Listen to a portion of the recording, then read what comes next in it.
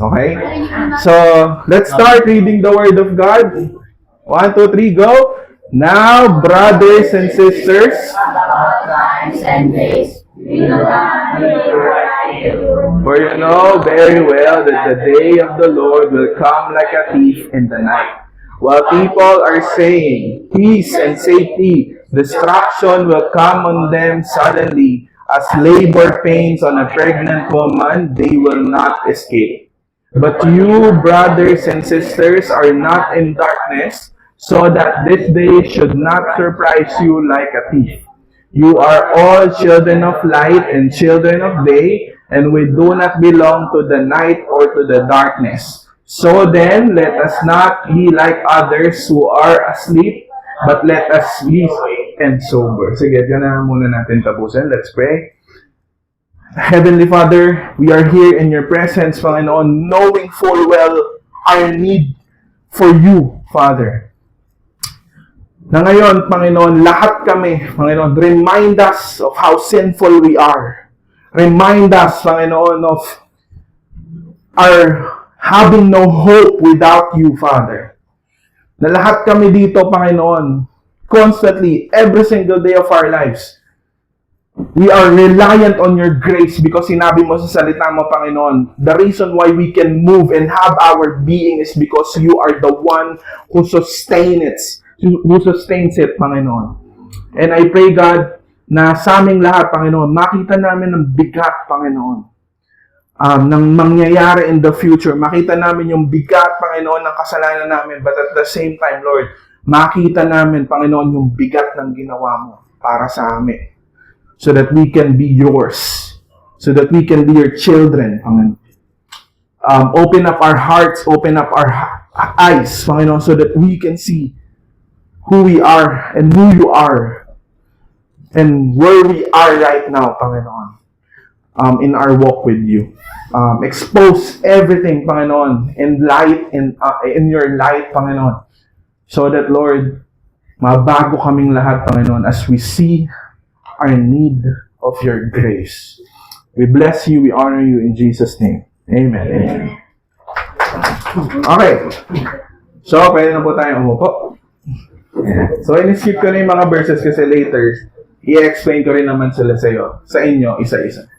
Okay. So, ang context ng 1 Thessalonians chapter 5, so, siyempre si Paul, ang author, si Silas, saka si Timothy. And also, nangyari to, 50 AD and 51. And ang tawag doon sa church nila is Thessalonica. Okay? A Roman city marked by idolatry, persecution, and moral confusion. Kung nakaalala niyo yung sermon ni Kuya Jello, no, na the reason why umalis sila Paul doon sa lugar na yun is because of the persecution. Severe persecution. Ano nangyayari doon? Number one, situation is rapidly growing but facing intense social and political pressure. So right now, alam naman natin, no, pagka nagkakaroon ng, lalo na ngayon, no, the political tension between BBMers and Leniers are, diba, nagkakagulo sila. And many believers were anxious or confused about Jesus' return. So the reason why sinabi ni Paul sa verse 1, I will not write you about the season and date kung kailan darating ang Panginoon. Kasi nga, sinabi na ni Paul yung mangyayari. And some become spiritually careless, assuming His coming was very near. So, meron din kasi mga tao nung time na yon na dahil parang sinasabi na darating na ang Panginoon, benta mo na lahat, mag-resign ka na sa trabaho mo. Kasi darating na si Lord eh. Kaso hindi pa din dumating. So, nagkagulo sila, nagkaroon ng confusion. Others were grieving believers who died before Christ. Yan. So marami rin mga believers na namatay during that time because of persecution. And, okay, so the reason why this is written is because to clarify the truth about Christ's return and to teach how this hope should shape the daily life and character of believers.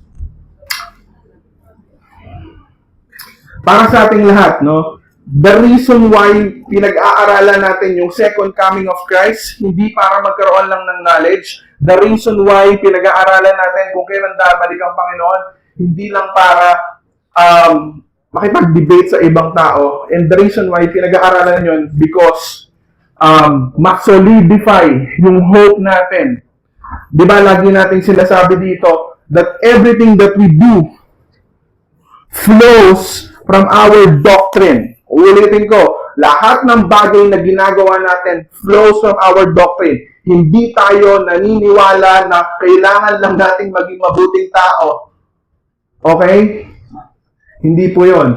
Ang pagiging mabuting tao natin ay nanggagaling sa lahat ng bagay na pinaniniwalaan natin patungkol sa Diyos. Okay? Sabi ko nga sa mga kabataan, sa second or sa parating na tribulation ng Panginoon, naniniwala ako na ang gagawin ni Satan, magtatayo siya ng maraming church. Pero those church will not preach Jesus Christ. Kasi ang tinuturo nila, hindi mo kailangan ng doktrina, ang kailangan mo lang mabuhay ka ng tama. That is the biggest lie of the enemy that we are currently preaching on. Dahil hindi yun totoo. Okay? Because everything that we say and do comes from our doctrine. Kung sino ang Panginoon at kung ano yung ginawa niya para sa atin. Okay? I hope it's clear. Let's go to the ayaw. Ayan. First, so I want everyone to understand this first, okay? Kung saan nanggagaling si Paul, kung saan nanggagaling yung sinasabi niya. We're talking about the good news.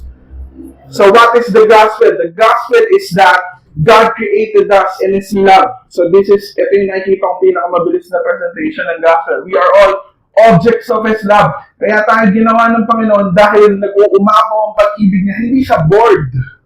Ay, boring ako, gagawin ko si Migs today. Di ba? Hindi ganoon. So, kaya ginawa si Migs because dahil gusto ng Panginoon na i-pour over yung pag-ibig niya dahil nag-uumapaw. Yet, ang ginawa natin, ayaw natin maging object lang. Gusto natin tayo yung maging master. Gusto natin tayo yung maging giver. Ayaw natin na tayo yung receiver. Gusto natin tayo yung giver. Kaya nag-rebel tayo against God. So, ang nangyari, because of that rebellion, it corrupted all humanity and brought sin and death into the world. Bakit hindi tayo naniniwala na kailangan lang maging mabuti ng isang tao?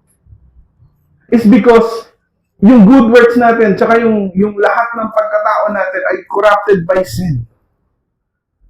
At none of us can enter heaven na dala-dala natin yung good works kasi paglapit natin sa banal na Diyos, sunog lahat ng good works mo dahil lahat yan corrupted. Even if you are already a believer in Jesus Christ. Okay? So, but God in His mercy, this is what happened. He came down in the person of Jesus Christ. He lived the perfect life we could not live and died for the undeserving. Sino yun? Tayong lahat yun. As believers, how do we grow? We need to remind ourselves that we are all undeserving. Now, the reason why we're here in church is because dahil sa grasya ng Diyos, kaya tayo nakapunta dito. Even though we're undeserving of His grace, ibinigay niya yun sa atin. Okay? And died for the undeserving, taking the punishment for rebels that they would not be destroyed by His wrath. Ano yung sinabi sa kanta kanina? The reason why Jesus died, kasi kung hindi siya mamamatay, sino mamamatay? Buong humanity ang mamamatay. Walang matitira sa atin kahit isa. If Jesus would not die on the cross, walang kahit isa sa atin ang mabubuhay dito sa mundo na to. Okay? And He promises to return one day, fully restore everything that has been destroyed by sin, making creation new once and for all. Okay? Ayun ang hope natin. Ang hope natin, hindi yung mga political presidente na susunod kay PBBM. Okay, PBBB. Kasi nanonood ako ng PBB. Hindi natin nilalagay yung hope natin sa presidente, sa leader, sa whatever it is. Alam natin, they are all corrupted by sin. That's why our hope is anchored to Jesus Christ. Kasi alam natin that this world is slowly decaying. Di ba? Alam natin na lahat tayong tatanda and all of us will die one day. Lahat ng bagay na hinahawakan natin ngayon will slowly decay. And sobrang gandang reminder sa akin kagabi. Sumasakit yung ulo ni AJ. I can't do anything about it. Alam niyo kung ano yung prayer ko? Lord, please. Please. Alam mo yun, parang, sabi ko, Lord, sana mas marami akong moment na ganito. Yung makita ko yung pangangailangan ko sa'yo. Alam mo yung prayer na wala kang ibang masabi ko, please, please, please. Tanggalin mo yung sakit ng ulo niya. Because, alam mo, yung mga moments na gano'n, sobrang crucial nun so that we can remember na, ano lang tayo, we're undeserving. We're not entitled to anything. That the God that we have, that we serve, grasya na lang yan. Na hindi tayo in control, that we are not master of our lives. Na without His grace, hindi natin kayang mabuhay. Kasi mayayapang tayo eh. Kasi may pera tayo, may HMO tayo, may sunlight tayo, may mga kung ano-ano tayong bagay sa buhay natin. Feeling natin we can live our own lives. Pero when those things happen, and the only prayer that you can say to God, please, please do something. Kailangan pa ba nating dumating dun sa punto ng buhay natin na yun na lang yung kaya natin sabihin because wala nang magawa yung resources natin bago tayo lumapit sa Panginoon.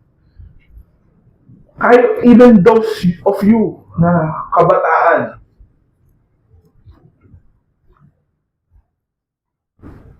huwag niyong isipin na bata kayo, na marami pang mangyayari sa buhay niyo.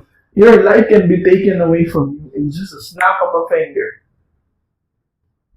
Any one of us here, bata matanda, anytime pwedeng kunin ng Panginoon ng buhay natin. Huwag tayong mayabang na bukas, magagawin ko na lang yan bukas. Sana sinabi na po ni James, we are like mist. Akala mo may bukas pa? How boastful we are na iniisip natin na meron pang bukas.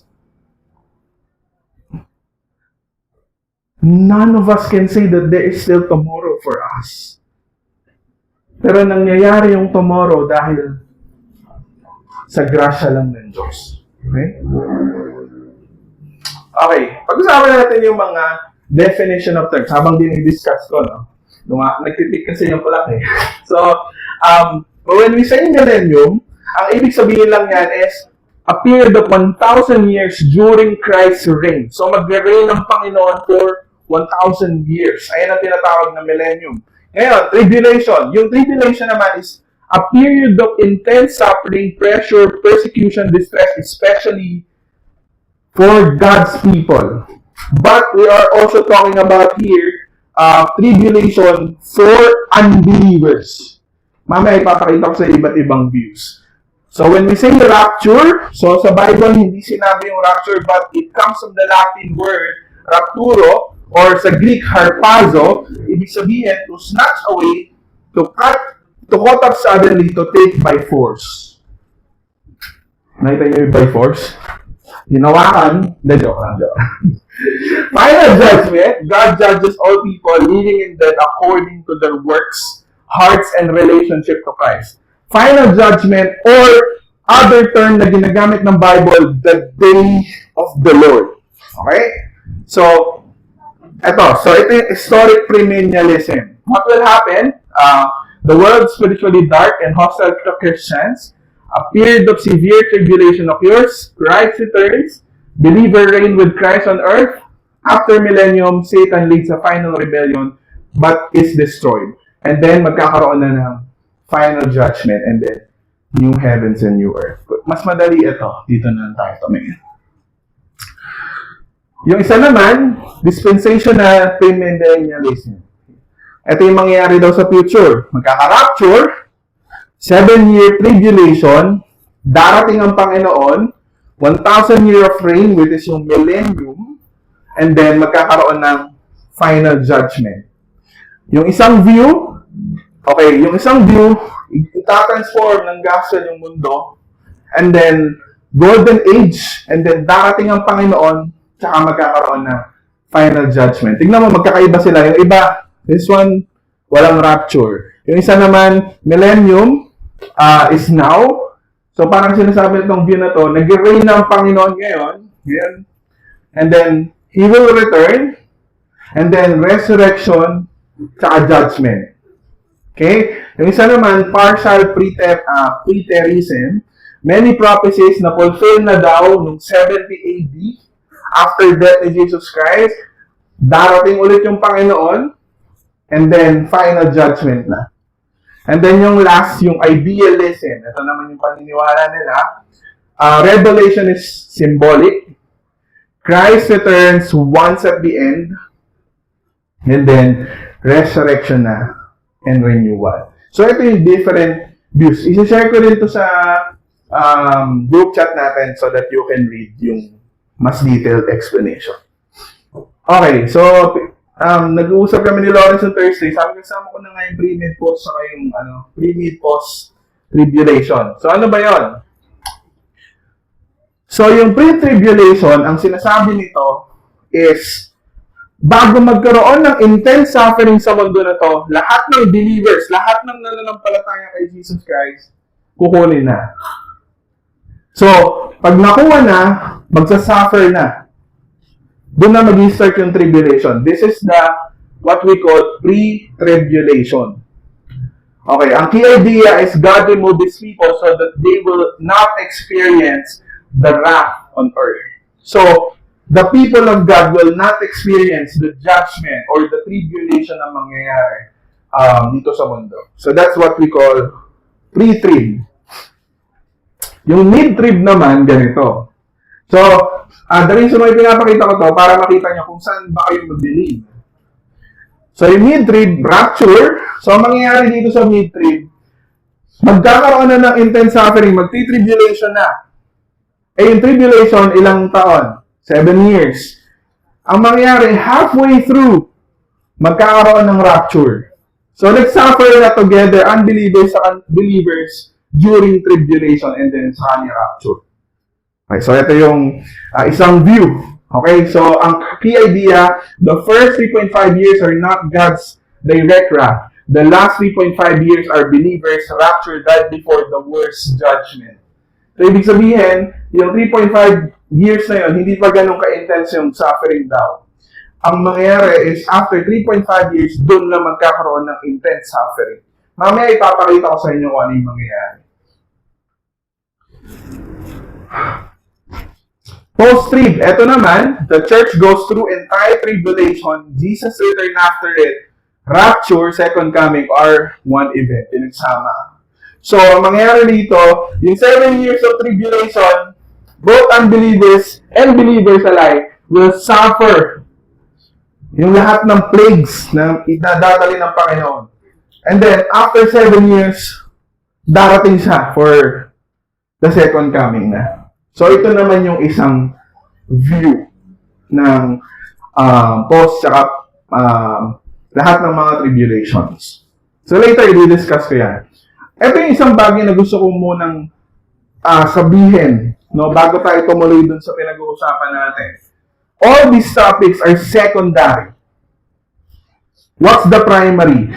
The primary is the gospel. Take it to heart, let it transform you from the inside out, then share it with those around you. Okay, tayong lahat na nandito sa FPCM Church, to know the second coming, to know what will happen in the future, good things. Magandang malaman.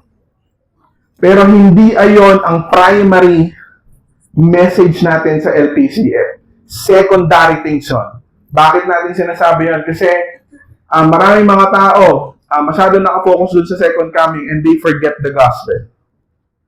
Yung lagi kong kinikwento sa inyo, meron akong kaklase, third year na, Bible school, tinanong ko ano yung gospel, hindi alam. Bakit? Because the secondary things becomes the primary thing. And the primary thing becomes secondary sa kanya. Ano lagi ang sinasabi ni Paul sa New Testament? This is what of first important that Christ died for our sins according to Scriptures.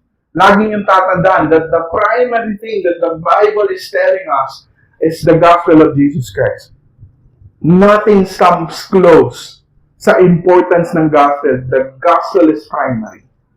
That's why in every text sa New Testament and even in the Old Testament, the gospel is being laid flat sa lahat ng nagbabasa. Okay? So that's why kapag nagsisend ako sa LPCF group natin, I always share the text Christocentrically. Ibig sabihin, naka-centered sa gospel ni Jesus Christ. Ano yung table of contents? The day of the Lord, encouragement, respect and lead, spiritual practices for a healthy life, and assurance and benediction. Yan yung mga susunod natin pag-uusapan. Now, brothers and sisters, okay? About times and date, we do not need to write to you. Kasi nga, sinasabi na natin, di ba? No one knows the exact time and date. Kung kailan babalik ulit ang Panginoon. Pagka may nagsabi sa inyo na alam nila, bulaan po yun, agad-agad. Alam nyo na po yan. For you know very well the day of the Lord. Ito yung sinabi ko. The day of the Lord means, yun na yung magiging tribulation or doon na mag-start yung judgment ng Panginoon. Will come like a thief in the night while people are saying peace and safety. Destruction will come on them suddenly as labor pains on a pregnant woman. They will not escape. Naalala yung sinabi kanina ni Pastor Alvin, Christmas, may bonus, may 13th month, everyone is merry.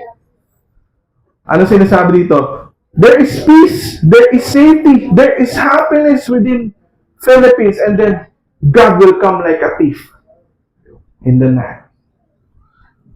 Sa mga moments na masaya ka, sa mga moments na hindi ka heartbroken, doon daw darating ang Panginoon. Sa mga moments na feeling mo, ito yung crucial dyan, sa mga moments na feeling mo, hindi mo siya kailangan doon sa darating. Kaso ang problema sa atin, every single day eh. Hindi ko kailangan ng Diyos. I can live my own life. Kaya nga yung isang theologian sabi niya eh, alam mo, most of the time, we're like atheists. We live our life as if there's no God.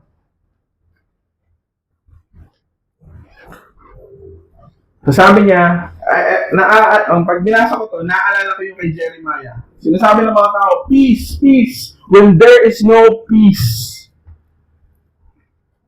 Alam naman natin that the peace that people are experiencing right now is just a counterfeit peace na bunga ng pride. Alam niyo po ba, di ba last time na dinidiscuss ko, may mga peace, may mga joy. Kaya ka peaceful, kasi sinasabi mo sa sarili mo na, kasi, mas better kasi ako sa kanya. Kaya ka joyful, kasi you're rejoicing na yung kaaway mo, nagkaroon ng sakit. Is that joy? Is that happiness? Ang nakakatawa sa atin, even as believers, yung joy and peace na ine-experience natin are counterfeit dahil bunga sila ng pride. And most of the things that we experience in this world ay bunga lang ng pride natin at hindi bunga ng gospel ni Jesus Christ. So, ayan. So, there will be peace and safety. Pero people or God will come and will destroy. What the text is saying is, okay, He redirects them from calendar watching to faithfulness. Mamaya, i-explain ko yan. The day of the Lord is certain, sudden, and inescapable. Binigyan ko ng emphasis yung unbelievers. Kasi, meron tinatawag si Paul dito na you, at meron siyang tinatawag na them. Okay? So, for this specific text, ang sinasabi dito is, the day of the Lord na sinasabi ni Paul dun sa verse 1 is for the unbelievers.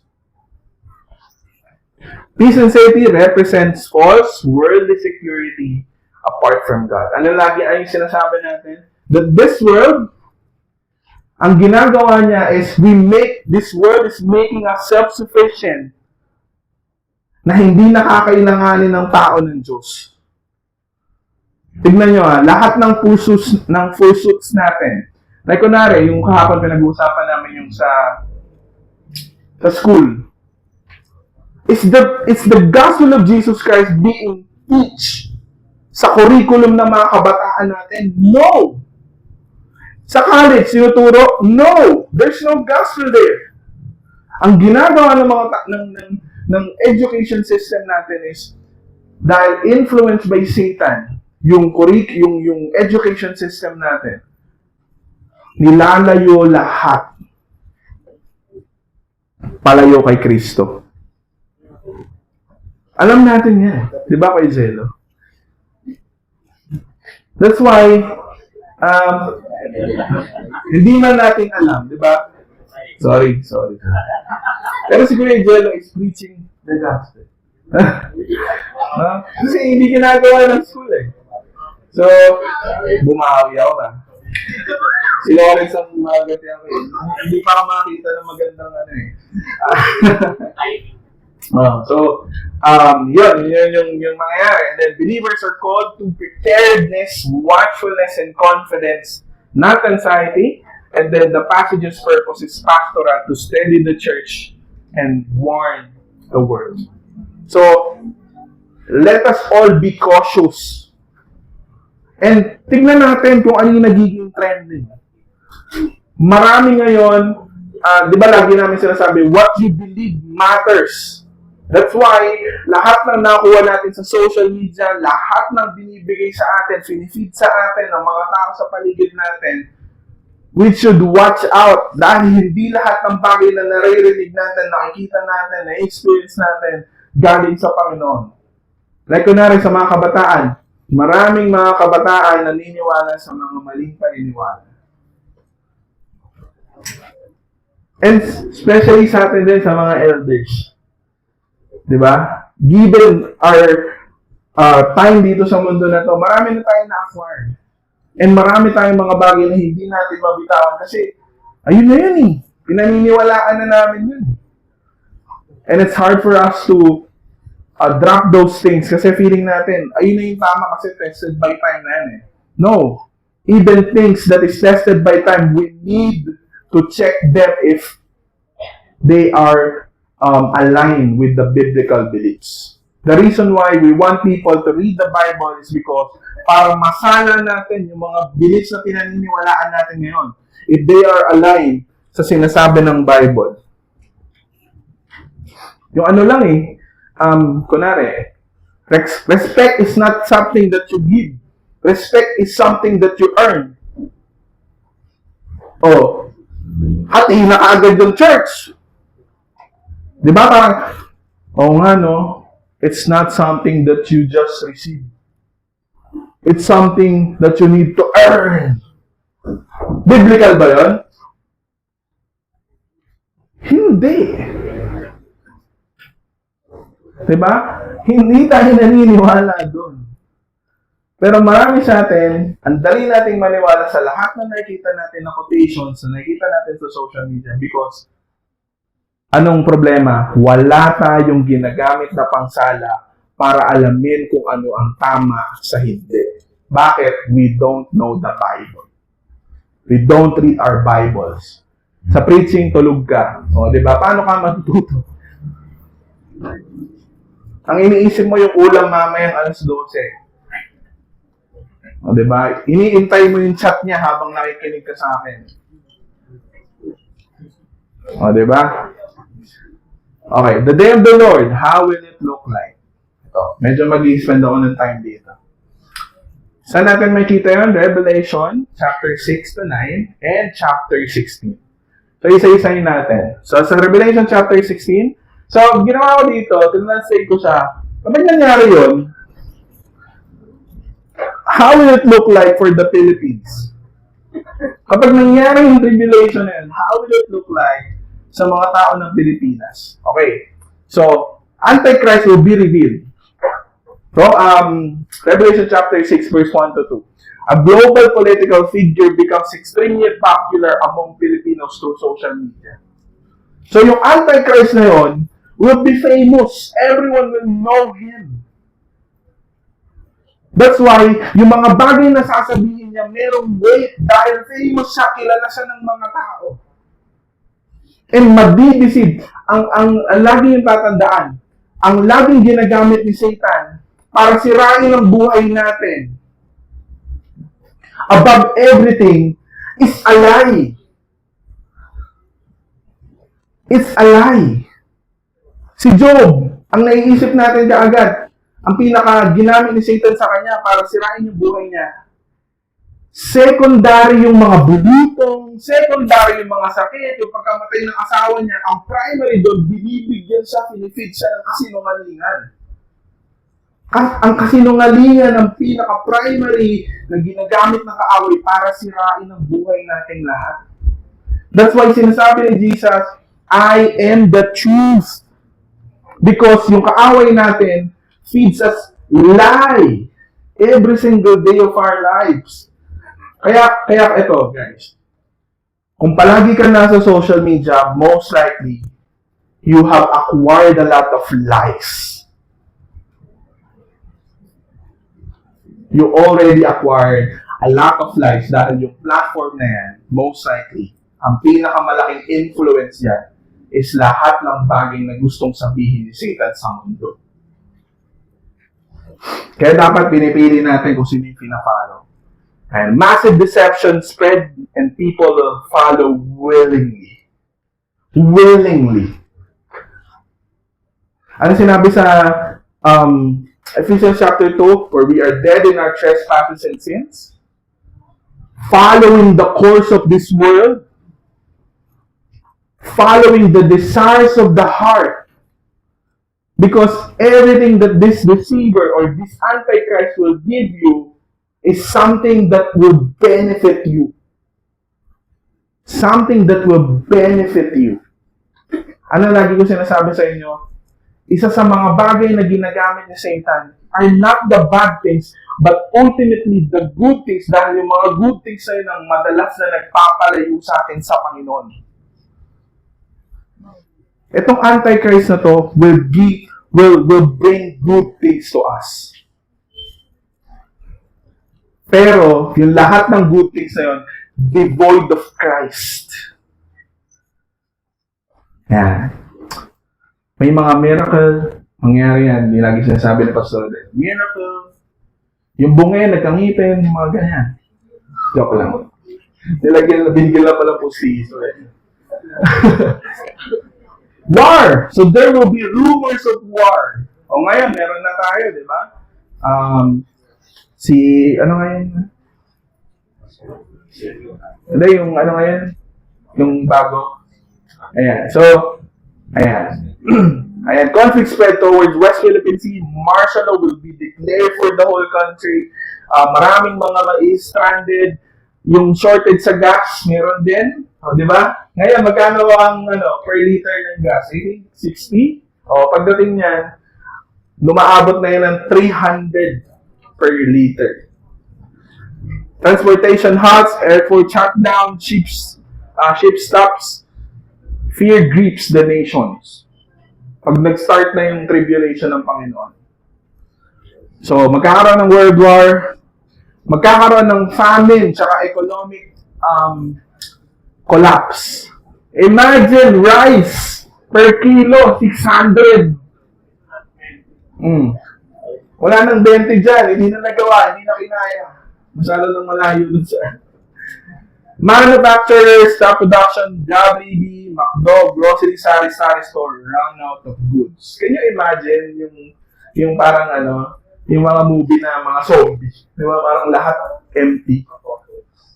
Government, di ba? Rationing becomes the norm. Yun na yung mga relief goods. Araw-araw mo pagkain, meatloaf. Joke lang.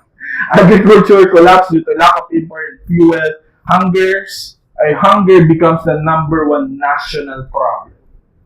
Not just in the Philippines, but to the whole world. Yung COVID, naranasan nating lahat. Pero just, kung COVID malala na, yung COVID na nangyari, you can times it to 100 times. Parang ano yan, mamamatay ka na lang sa gutom sa daan. Bubulag na ako na lang. Marami kang mga tao na nakikita sa labas. Bumubulag na lang dahil wala na silang makain. Sobrang payat. Parang silang mga zombie. Di ba pagkagutom ka, pagka mga babae? Di ba sabi na, in order for you to go or grab the heart of a girl, you need to have food.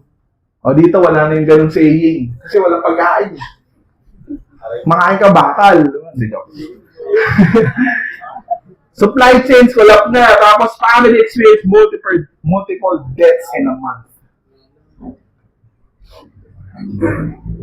Ano yun, nagbibilangan na lang kayo ng araw? Ako, mga 2 araw na lang ako. Si ano, mga ganito na lang. Si Day, mataba yan, pero 5 araw lang. Wala na yun. Diba? Joke lang.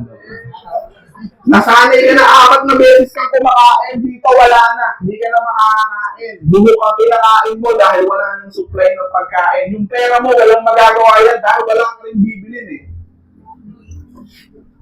Death of believers. Maraming mamamatay ng mga believers during this time. Dahil sa persecution. Preaching. Ito, yung pag-preach na ganito, wala na yan.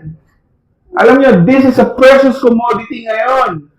Pero pagdating, this is not a precious commodity ngayon. Pero pagdating ng tribulation, lahat ng magpipreach most likely papatayin.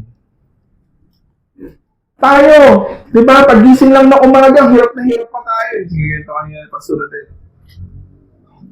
Pero during this time of tribulation,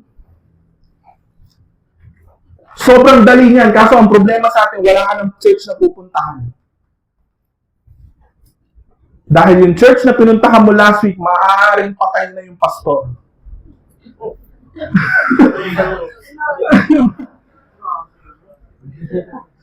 Can you imagine doing underground? Diba? Education basically underground. Worldwide disaster, yung big one. Yung hinihintay nating big one, hindi natin hinihintay yun. Most likely, nangyari na. Okay? Yung mga expressway, sira lahat. So, yung mga gustong mga mag-travel pa dyan, wala na yun. Wait, wala nang airport, road. Diba? Lahat ng mga express, flyover, wala, sira lahat. Lahat ng dadaanan mo, lubak-lubak. Yung mga kotse niyan, most likely, sira-sira na din. Cell towers, wala na rin. Ibig sabihin, wala ka ng mga, ano yan. Hindi ka na makakapag-swipe. Pag bored ka, hindi mo na magagamit yung cellphone mo. Pag bored ka, the only option you have is kausapin kung sino man yung nandyan sa harap mo.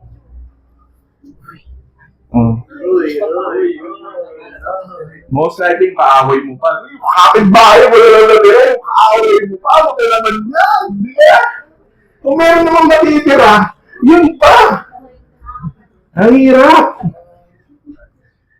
Maraming pupunta ng probinsya. Imagine, lahat ng volcano mag-iirap. Tapos lahat tayo dahil parang hindi na kinaya ng mask mo, yung earplug sa tenga, sa ilong mo na nilagay. Wala na, hindi na kaya eh. Hail, fire, blood. Ayan. So, lahat ng mga forestry natin, sunog. Nakalala niyo sa Amazon, di ba? Naubos sa fire. Most likely, yung Sierra Madre nyo na nagligtas sa inyo, na sinasabi yung nagligtas sa inyo. Wala na yun. Hindi na kaya buhayin ng AI yun dahil sunog-sunog na lahat yun. O, yung mga mahilig dyan sa corn, wala na kayong makakain yan. Smog blankets, di ba? And heat rises dramatically. Ano pa? Dead fish across all Imagine the stench na lahat ng isda na ng lahat ng ilog, lahat ng dagat na meron dito sa Pilipinas na matay. Imagine the stench. Every single day, lalabas ka ng bahay mo, maaamoy mo. Kahit hindi ka lumabas ng bahay mo, maaamoy mo yung amoy nun. Nung lahat ng patay na isda. Di ba yung pag may naglalako nga lang, ang lakas. Imagine lahat ng rivers, ng dagat, patay lahat ng isda. Wala kang, hindi mo na yun makakain kasi ano na yun. Nabubulok na silang lahat. O yung mga mahilig sa bangus, sa tilapia, sa gulunggong, wala na rin po yan.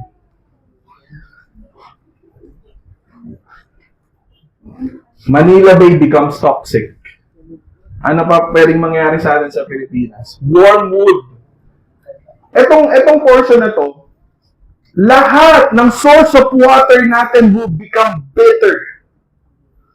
At lahat ng source of water natin, kapag ininom mo, you will die because of that water. So magkakaroon ng scarcity sa tubig. Ayokong gamitin yung naisip ko.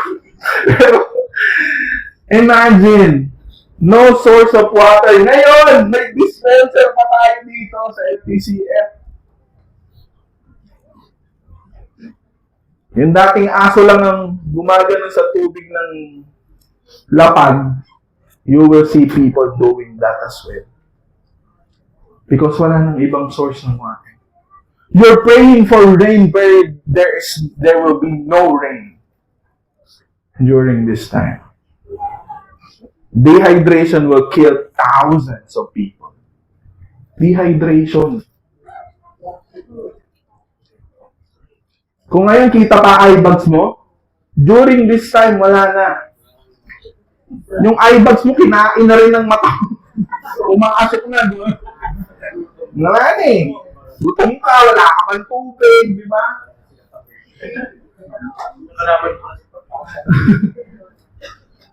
Ito pa, sun, moon, stars, darken. Pag lumabas ka ng bahay nyo, pag tumingala ka sa sky, total darkness. Night shift ka lagi, di ba? Siguro booming ang call center nito. Kasi, sobrang dilim. Wala kang ibang makikita.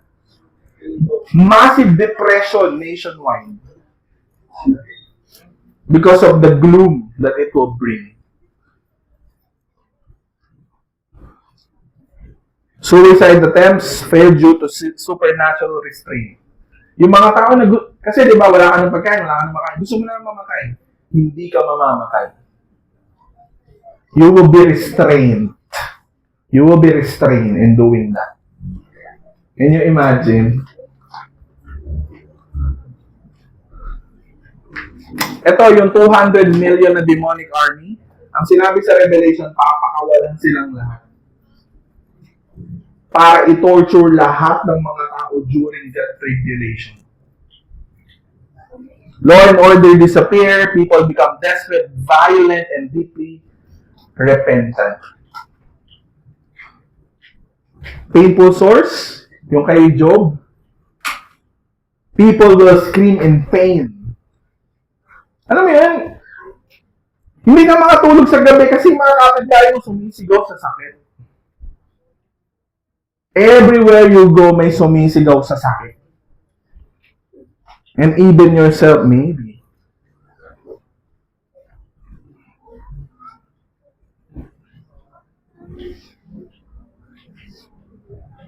Sea transportation ends permanently. Wala na.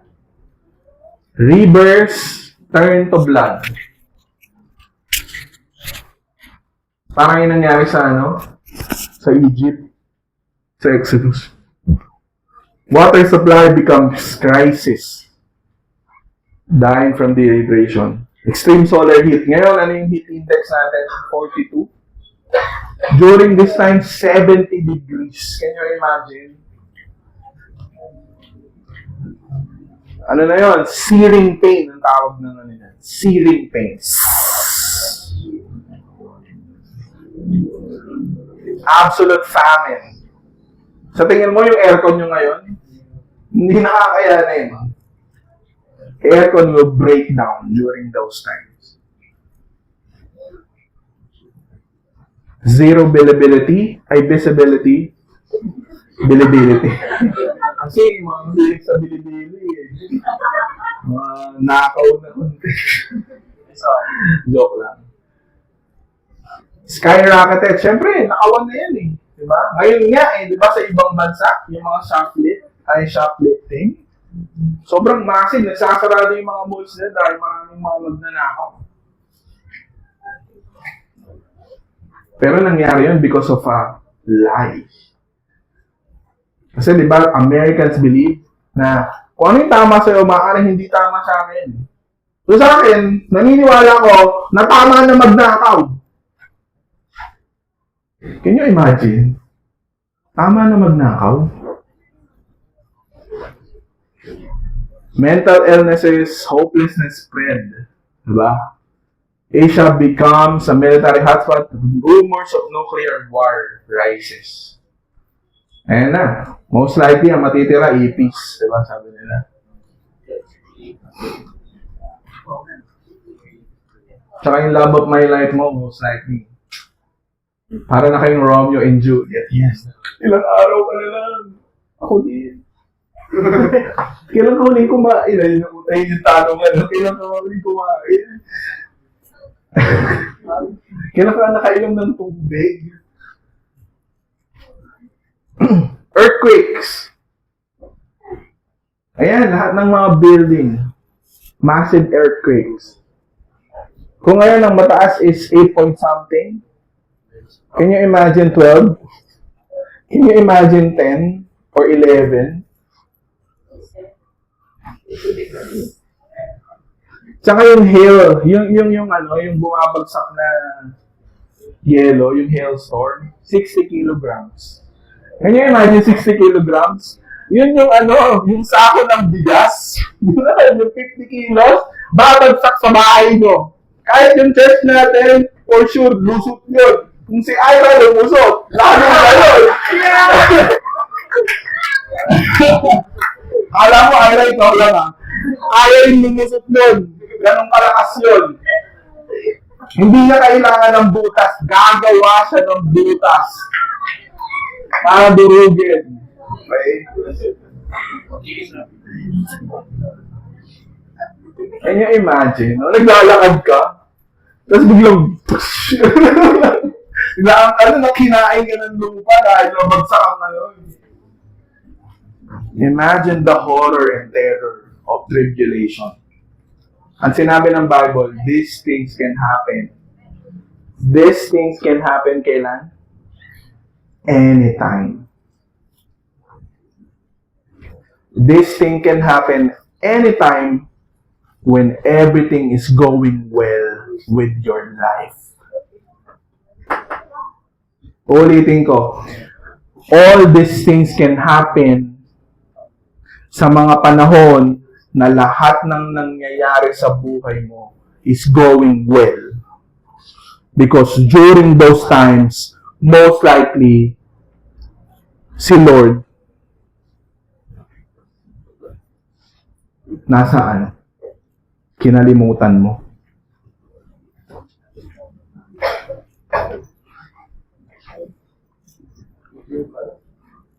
On the day of tribulation, the world, this is what I want to be clear for everyone. Okay? Hindi tayo naniniwala na ang mapupunta ng langit are those people na good and bad. Ang mapupunta ng impyerno, both good and bad, who rejected the gospel of Jesus Christ. Let's be clear on that. The whole world, all who rejected the gospel of Jesus Christ, rich, poor, famous, good, bad, whatever your status is, if you reject the gospel of Jesus Christ, you will experience the tribulation, the judgment of Christ. Because the first time na pumunta ang Panginoon, He is like a sheep. Pero on His second coming, He is like a lion of Judah.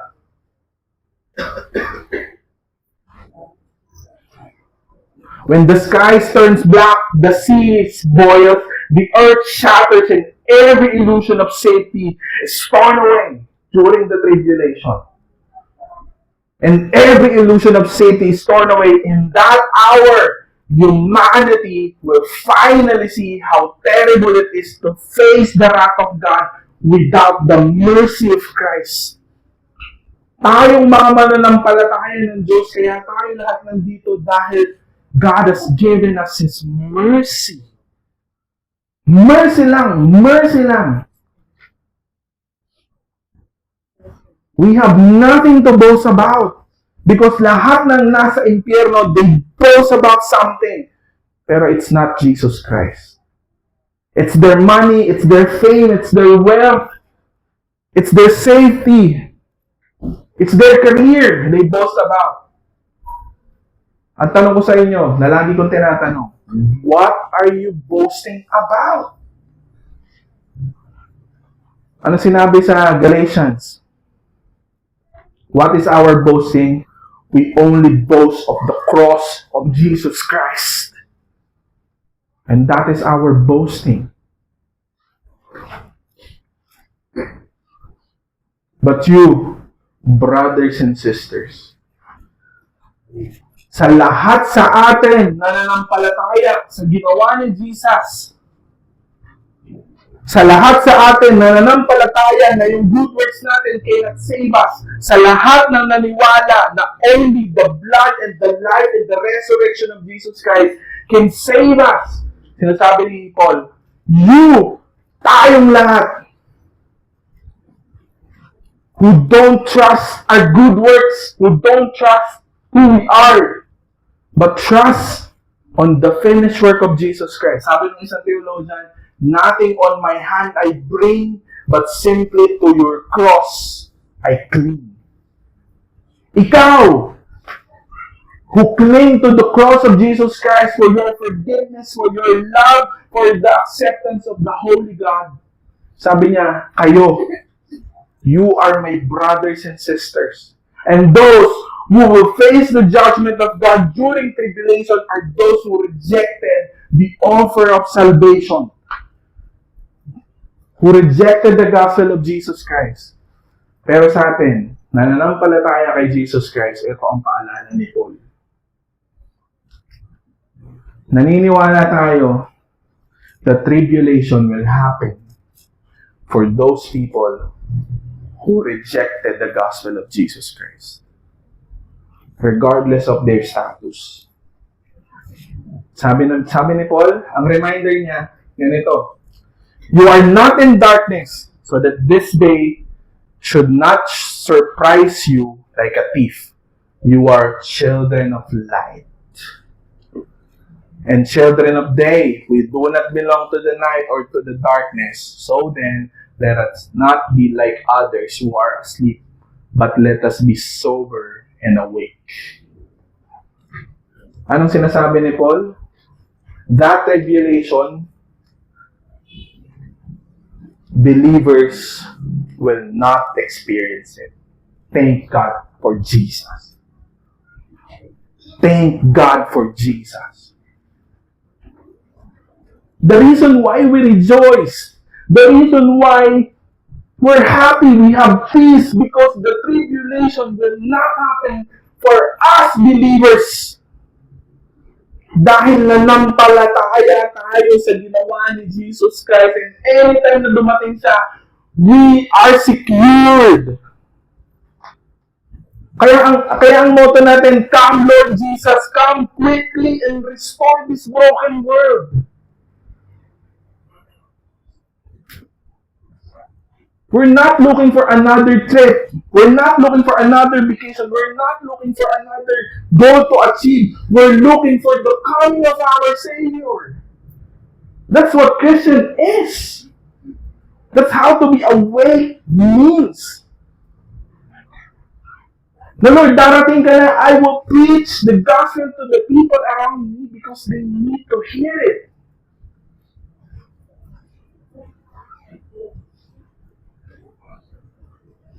What does it mean to be sober and awake? Malinaw ang isip, may self-control at marunong humusga, hindi na-influensya ng kasalanan, destruction, or worldly desires. Awake, laging alert, spiritual, aware sa God's kingdom, plano ng kaaway at panandali ang nature ng buhay. Number 1, to be sober is to be self-controlled. How does self-control works? Ganito yon. Nineneglect natin yung lahat ng immediate at ang mas inuuna natin ay yung mga bagay na future. Diba? The reason why we don't have self-control kasi ang ginagawa ng mundo sa atin is kunin mo. Instant noodles, instant ganyan, instant jowa, instant ganito, instant, lahat instant. Ang ginagawa ng mundo sa atin is pinifeed yung pagiging hindi natin self-controlled. Ang sinasabi ng Bible is, whatever it is that you choose for today should be something that is not instant and immediate.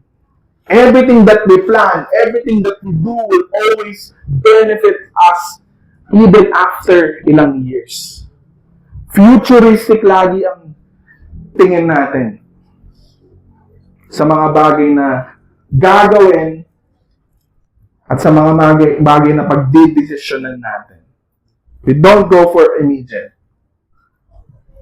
Hindi kuya, masaya to eh. Gusto ko to eh. O immediate desire. Pero afterwards, wala na. To be awake means to understand na tayong lahat na nanampalataya kay Jesus Christ, ang pinakatrabaho natin is to preach the gospel, to share the gospel, to share the good news of Jesus Christ to people. Paano natin ipipreach yun?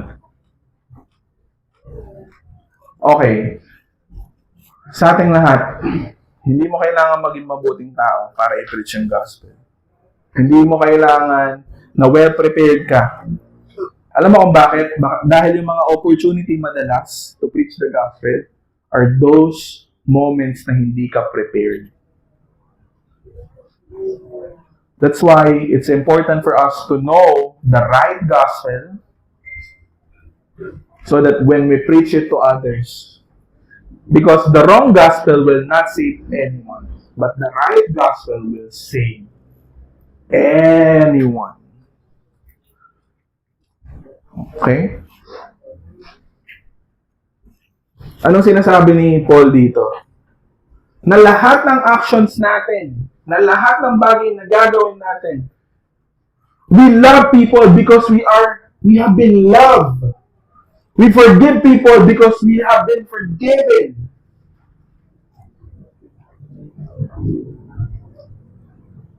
Lahat ng hindi tayo, ayun yung sinasabi natin, we don't do things para maging banal tayo. But we do things dahil pinagbanal na tayo ng Panginoon.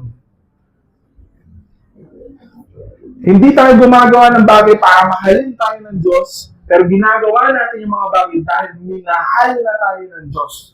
And there is a big difference there. You remember kung sino ka. To be sober and awake is to remember kung sino ka sa Panginoon. That you are no longer in darkness, but you are now in the light. That you are now a children of God.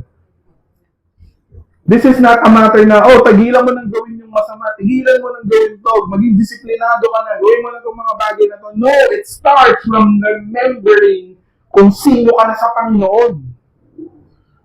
That you are already forgiven people. Stop sinning because pinatawad ka na ng Diyos. Hindi mo na kailangan maging slave ng kasalanan dahil pinatawad mo na lahat ng kasalanan mo.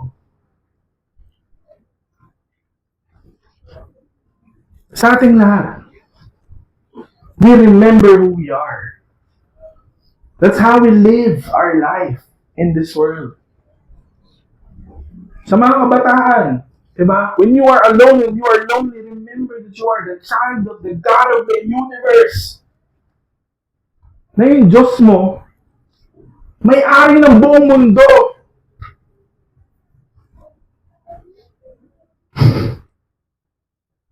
Tapos lungkot na lungkot ka. Sakit eh. Kalimutan mo yung tatay mo. May-ari ng buong mundo. Eh, kasi sinaktan niya ako. Hindi ka nga dito, kurugan kita. Ligisingan lang kita. Oo. Huh? Yung tatay mo, may-ari ng buong mundo. Sinabihan ka ng pangit ka, parang guguhulay buong buhay mo. Live each day focus sa eternal kingdom. Hayaan ng eternal truths ang mag-guide the decision, priorities, and perspective mo sa buhay. We always live our life in light of eternity. Ano ibig sabihin nun? Ganito. Every small act, yung pagtapon lang ng basura na nakita mo sa daanan, yung pagpapakain sa pusa na nasa lubong mo, yung pagngiti mo sa mga tao na nakikita mo sa labas, yung pagbati mo sa mga kaaway mo, yung pagtaas ng kilay mo kapag kami nakita ang kakilala mo. Ano sinasabi ng Diyos? You need to see it in light of eternity. Na even the smallest acts that you do for other people has a big implication in the future. Everything that we do matters. Regardless kung gaano kaliit or kalaki. Yung pagpasok on time sa trabaho, para sa akin yun. It matters. Yung pagtulong sa mga co-workers mo, even if you don't like it, it matters because that's how you love people. Everything that we do, small, big, is an act of love for other people. Ngayon, tatanungin mo, paano nga ba maging Christian? Sa bawat araw ng buhay mo, it's easy. Sa bahay nyo, pag nakita mo yung nanay mo in the morning, ma, good morning. You make it complicated, guys. Sobrang dali lang. Ma, pa, good morning. Kiss them. Sa asawa mo, di ba? Pag nagluto, rate mo naman luto ko. 11 out of 200. 11. Di ko sasabihin kung ano yung over. 11. Oh, diba? Kasi una nasa isip na 10. What I'm trying to say is, every little act, every little things that you do for other people makes a big impact for eternity. So, ang inisip natin ganito. Every time na may gagawin tayo, gagawin ko to, Lord, kasi gusto ko ipakita yung pag-ibig mo sa kanila. Gusto kong ipakita yung pag-ibig na ibinigay mo sa akin, i-share ko sa kanila.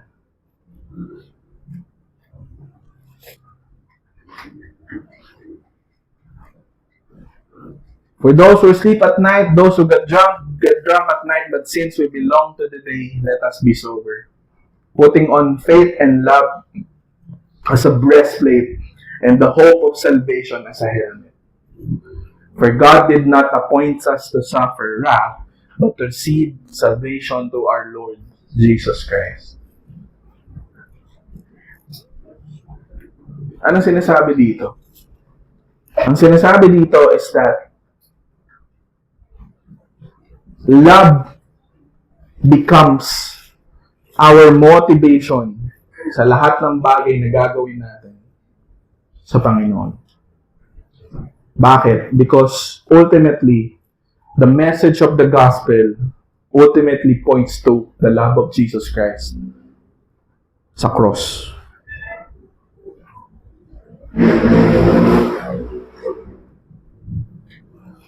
And also, yung faith na sinasabi dyan is faith to guard your hearts. Na yung puso natin should be tethered continuously tethered sa ginawa ng Panginoon para sa atin. Remember who you are. Babalik kayo dun sa verse 1. Remember who you are. Put your faith dun sa ginawa ng Panginoon para sa atin. And the hope of salvation of us as our helmet. Sorry, nag-time's up na ako. So, yung sinasabi ng Bible dito is, tayong lahat. Ibig sabihin ng helmet of salvation is, tayong lahat. Hindi tayo gumagawa ng kahit ano para sa Panginoon para maligtas tayo. Ginagawa natin lahat ng bagay para sa Panginoon at para sa ibang tao because niligtas na tayo. Okay, anong difference? Kapag ka gumagawa ka ng bagay para maligtas ka, anong meron doon? It's driven by fear. Pero kung ginagawa mo yung bagay dahil iniligtas ka na ng Panginoon, it's driven by love, joy, and gratitude. That as follower of Jesus Christ, ang main driver natin is love, joy, and gratitude. Gratitude dahil yung salvation natin is by grace. Gratitude dahil ang contribution lang natin sa ating salvation is the sin that makes it necessary.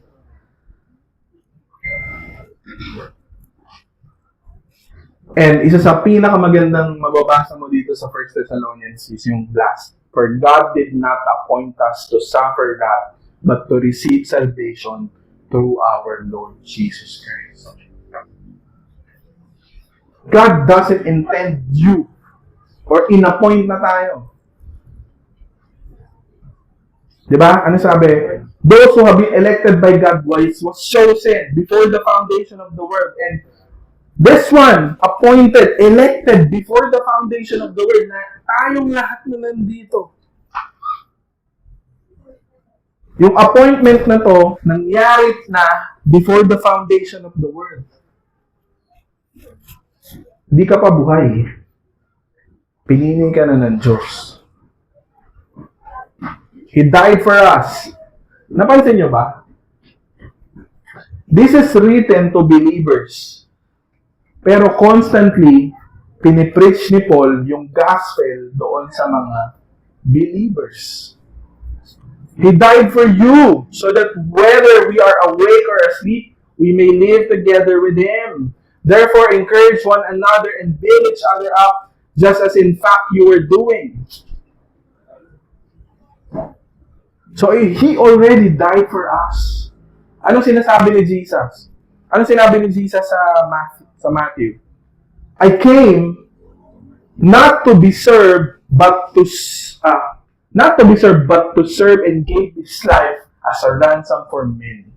Pag nabasa ko yung word na He died, ayun yung naaalala ko. Bakit? Yung susunod doon, ang sinasabi, since Jesus Christ, nung napunta siya dito sa mundo na to, He served you by giving His life for you. Then, ang trabaho natin bilang mga believers is to remember that act of Christ and share it and give it to other believers and to other people na nasa paligid natin. Nakita niyo yun? Belief becomes an action. Doctrine becomes an action. Everything flows from the doctrine and then tsaka siya nagiging action. Hindi nauuna yung serve. Ang nauuna is the God of the universe serves us. Bakit ka nagsaserve? Because I have a God who served me first. Nakita niyo yung difference? It flows from gratitude, joy, and love.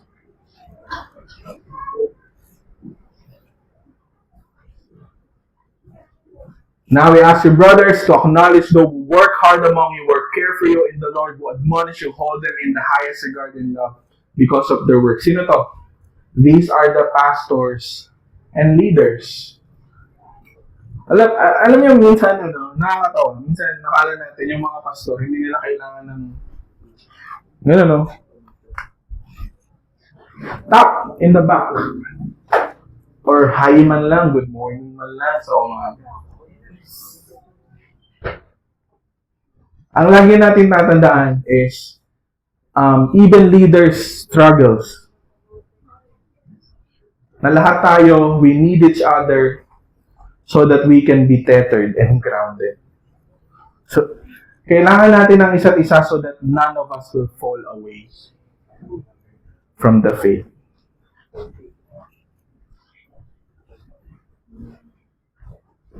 Now we ask you, brothers, hold and live in peace with each other.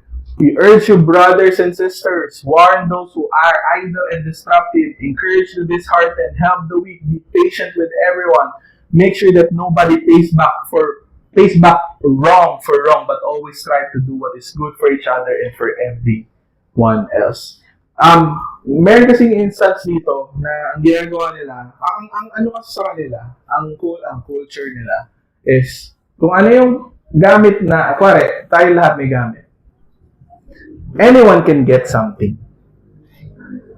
So, kunwari, kinuha ko yung gamit mo, nanay. Hindi ka magagalit sa akin kasi it's for everyone. Hindi mo nire-regard yun na sa'yo lang. Ganun na kasi yung church culture nila. Kaso, anong nangyari kasi nung time nila is may mga tamad. May mga lazy. Naalala ko yung laging sinasabi ni tatay dapat dati. Huwag pakainin ng tamad.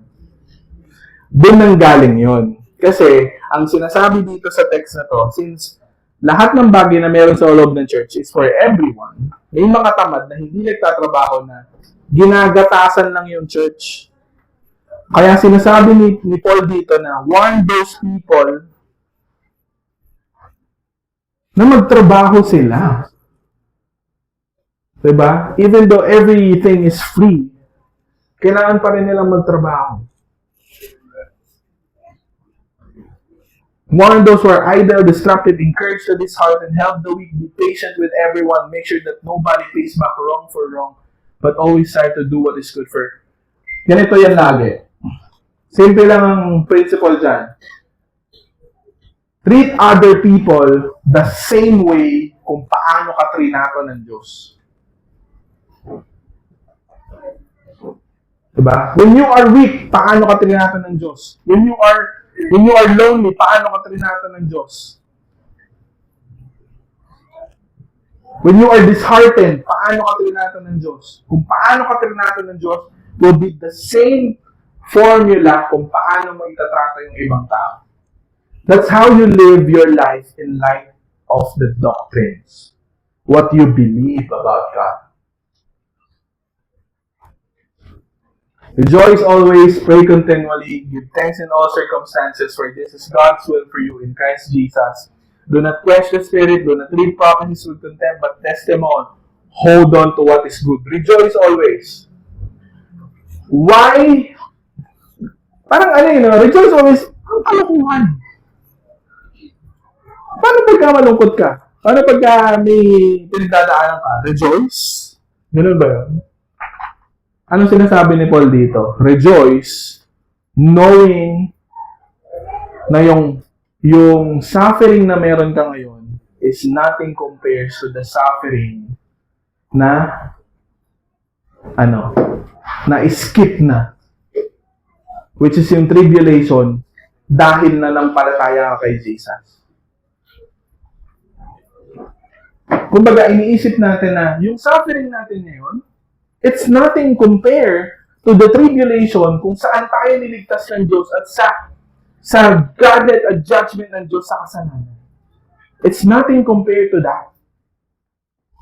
That's why we rejoice. Dahil yung ultimate suffering na dapat mararanasan natin, hindi natin naranasan dahil nanampalataya tayo kay Jesus. Doon siya nang gagaling. Pray continuously.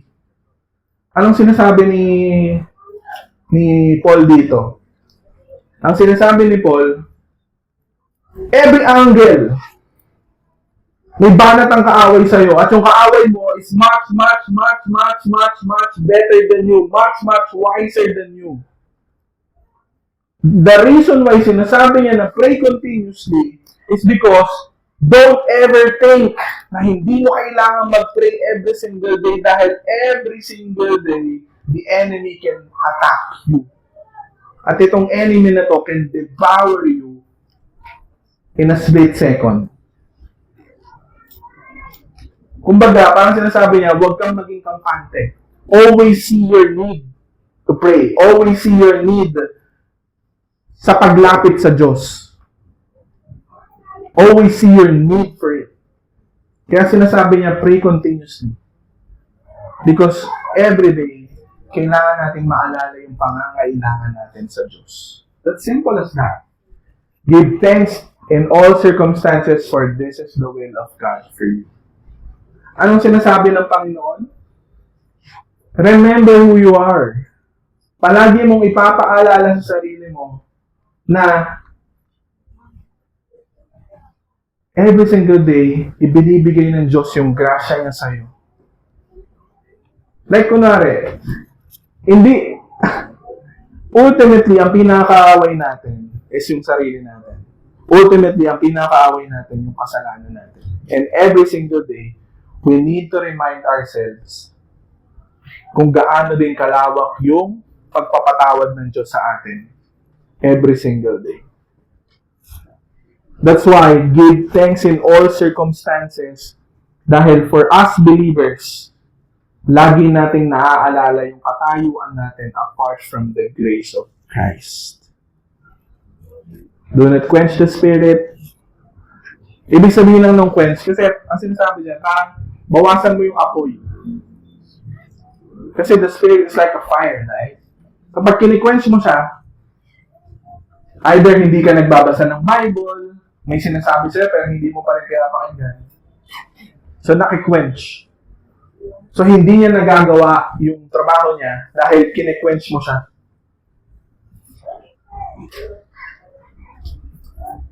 Diba? Ang ginagawa ng Holy Spirit is to convict us of our sin. Pero ang ginagawa natin, gina-justify natin yung kasalanan, dinideny natin yung kasalanan. Like for example, ano man sinabi ng Bible? Pinapaalala ng Spirit sa'yo, He points you to Jesus Christ. He points you to the finished work of Christ. Pero ang ginagawa mo, hindi pa sapat yung pagpapatawad ng Panginoon, kailangan ko pang patawarin yung sarili ko. That's wrong. Because ultimately, ang pinakailangan mong pagpapatawad is yung pagpapatawad ni Kristo. Hindi yung pagpapatawad mo sa sarili mo. If you neglect the forgiveness that was freely offered to you, you are quenching the Spirit. Do not treat prophecies with contempt, but test them. Prophecies, hindi yan yung bukas, guguho na yung mundo. Prophecies is the things na tinuturo sa'yo, pinipreach sa'yo. It can be something that you see on social media, it can be something na tinuro sa church or tinuro sa labas ng church. Ano sinasabi niya? Test them. Check them. Bereyan, sabi ni Pastor Adel. Check if it's true or not.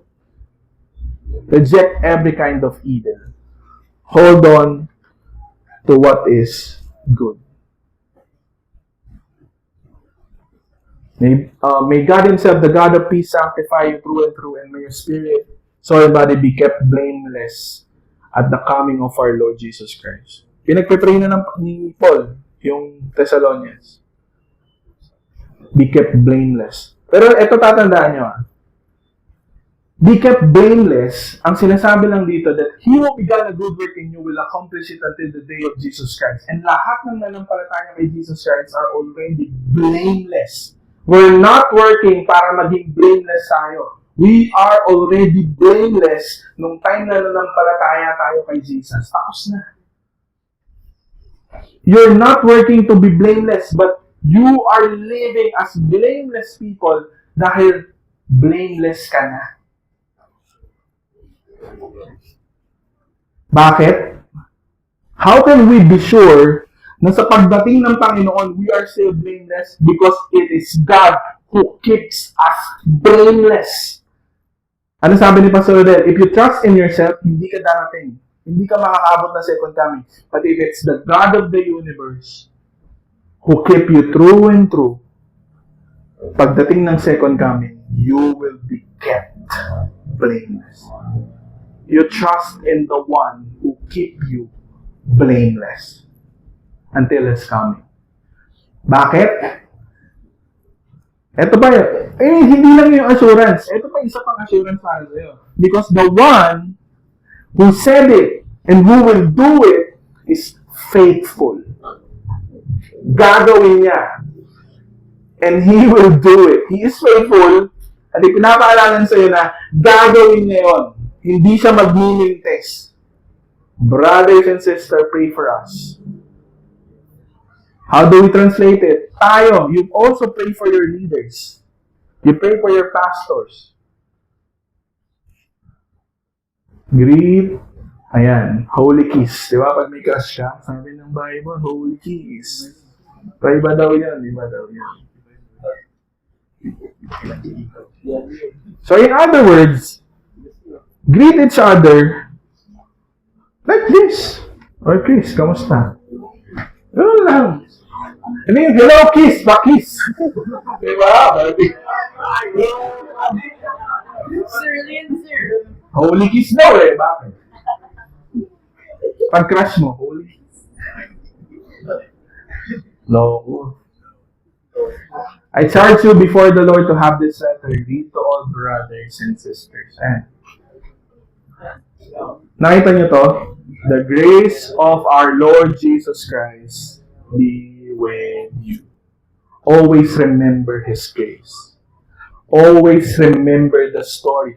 Pag narinig niyo yung the grace of God be with you, always remember the story behind that grace. The story behind that grace, kung paano ibinigay sa iyo yung grasya na yun. Remember that story, which is the gospel. Summary table. So, ito yung makikita nyo dyan. Indicatives, ito yung ginawa ng Panginoon. Imperative, ito ngayon yung response natin. Based sa ginawa ng Panginoon. We are children of light, live awake, alert, sober, and holy. God rescues us from wrath. Jesus died for us. Live in hope, faith, love, encourage others. Spirit sanctifies and preserves us. Do not quench the Spirit. Hold fast to what is good. Reject evil. Eternal life already within us. Live expectantly, prayerfully, joyfully. God unites His people through Christ. Build each other up. Care for the weak and admonish gently. Ano daily self-talk natin? I am the child of light, saved by Jesus' blood and sealed by His Spirit. No lie, fear, or accusation of the enemy has power over me, for Christ has already won the victory. I am awake, strong, alive in Him. His grace sustains me, His love surrounds me, His Spirit guides me. Today, I will live in joy, hope, holiness, fully secured in the power of the gospel. Alam nyo, di ba lagi ko sinasabi sa inyo, you must watch out what you say to yourself. Because ang unang nagsisinungaling sa'yo or unang nagpifeed ng lie, sarili mo. Because what you get from outside will most likely things na sinasabi natin sa sarili natin. Kaya yung mga daily self-talk, maganda rin yan na pinapaalala natin sa sarili natin. Beloved, you are not destined for wrath or fear. Christ died for you where you were lost, rose for your victory, and His Spirit secures you. The enemy's lies have no power. Live boldly, love fiercely, pray always, and let the gospel anchor your heart. At ito yung title ko, Jesus is Lord, and you belong to Him. Hindi ka pagmamay-ari ng magulang mo, hindi ka pagmamay-ari ng boyfriend mo, hindi ka pagmamay-ari ng mga tao sa paligid mo. God of the universe owns you. He owns you. Let's stand up and let's pray. Heavenly Father, Panginoon, we are here in your presence, reminding us of who we are and reminding ourselves of who you are, Panginoon, for us. Maraming salamat, Panginoon, because every blessing that we receive comes solely because of your grace. Sa lahat kami dito, Panginoon, matutunan namin na mamuhay according to what we believe, according sa mga bagay na pinaniniwalaan namin patungkol sa'yo. Turuan mo kami, Panginoon, na lumakad sa kung sino na kami. Lumakad, Panginoon, sa pag-ibig mo para sa amin. Lumakad sa pagtanggap mo sa amin, Lord, even though we're not deserving of it. Lumakad as forgiven people. Lumakad as someone na blameless na, Panginoon, that we are blameless, that we should act as one. That we are to live righteously because we have been made righteous, Panginoon, because of what you did on the cross. Turuan mo kami, Panginoon, na mamuhay sa kung sino na kami sa harapan mo. And I pray, God, na patuloy mo, Panginoon, palambutin yung puso namin. Patuloy mong gawing malambot na lupa yung mga puso namin, Lord. So that in preparation for the upcoming camp, Panginoon, may you make our hearts a seedbed ng truths mo, and may you destroy all the lies of the enemy so that we can receive freely lahat ng mga bagay na gusto mong ibigay sa amin, Lord. Gawin mo nga kaming empty cup, Panginoon, para pagdating ng cup na yun, Panginoon, we will not resist, but we will freely receive lahat ng bagay na sasabihin mo sa amin for the benefit, Panginoon, ng aming spiritual life, Lord. I pray, God, na continuously, Lord, ngayon para mag-work ka na sa amin lahat, Lord. Work behind the scene and assure us, Panginoon, of your love for us. And may we enjoy one another's fellowship, Panginoon, sa camp. And kaming lahat, Panginoon, we will look forward to that camp, Panginoon, expectantly. Na marami kang bagay na gagawin sa amin. You will change our perspective. You will change our hearts. You will destroy all the lies, Panginoon. And tuturuan mo kaming mamuhay according sa lahat ng bagay na ginawa mo para sa amin. That the resources that we have in the gospel, Panginoon, is something that we use to live for your glory and to live for other people, not for ourselves. And church fam, let's lift up our arms, lift up our hands sa Panginoon. Sabi ng Panginoon, may the good Lord bless and keep you. May His face shine upon you and be gracious unto you. And may He lift up His countenance and peace, perfect peace that comes because of the gospel of Christ, be with you. Dahil dati tayong kaaway ng Diyos, pero now we are reconciled because of His blood. And marami pong salamat, Lord. Continue to bless your people and continue to keep us safe and healthy, Lord, so that all of us will be able to attend the camp by next week, Panginoon. And we are ready and we are joyful, Lord. And we are expectant sa lahat ng gagawin mo, Lord, for that week. Sa iyo namin ibinibigay, Panginoon, pinakamagasang po ito sa In Jesus' name we pray. Amen.